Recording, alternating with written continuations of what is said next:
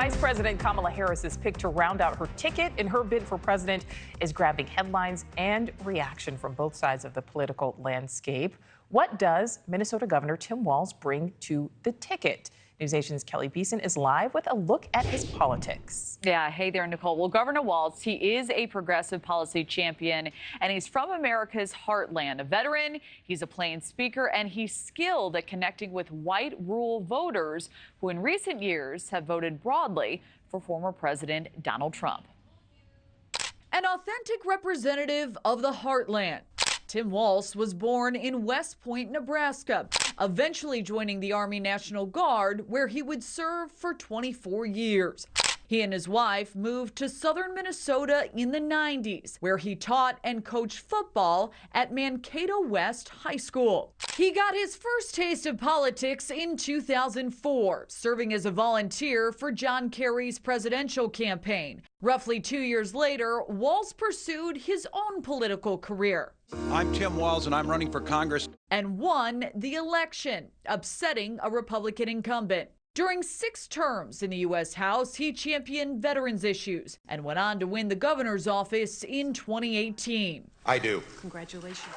Under his years of leadership, he repealed abortion restrictions, protected gender-affirming care for minors, legalized recreational marijuana use, funded free school meals for children, free tuition at public colleges for students and families earning less than $80,000 a year, as well as health insurance coverage regardless of a person's immigration status. During his time as governor, Walz was hurled into the national spotlight in 2020 after the police killing of George Floyd and the arson and looting that rocked Minneapolis in the aftermath.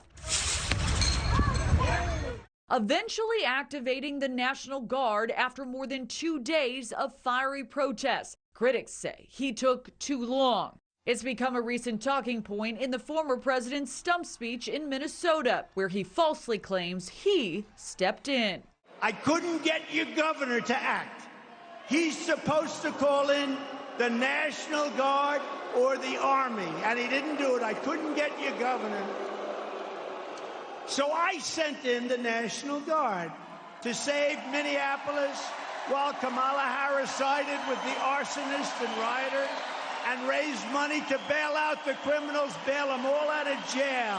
Governor Walz later signed police reforms, banning chokeholds, mandating training, and creating a team to provide mental health services for police officers and other first responders. He's opposed ballot measures to defund police. Recently, Walz has picked up momentum, leading a charge against the Trump fans' ticket with viral TV moments, appearing to inspire Harris and others to adopt the term weird to disparage her opponents. These are weird people on the other side. They want to take books away. They want to be in your exam room. That's what it comes down to. And don't, get sugarcoating this. These are weird ideas. In his home state of Minnesota, we've found reactions to his leadership are mixed. He used to be what I'd call a middle-of-the-road Democrat. Now he's a straight-up socialist. I think Governor Walz has done one hell of a job, considering he was not a politician, he was just a school teacher, but he cares. Now, recent polling shows nearly 9 in 10 U.S. adults don't know enough about Walz to have a personal opinion about him.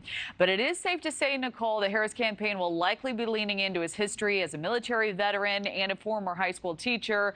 Those two are broadly trusted professions, and it may help him appeal to some of those voters. Yeah, they are hitting the campaign trail starting tonight, so we'll see what happens. Keleigh Beeson, thank you.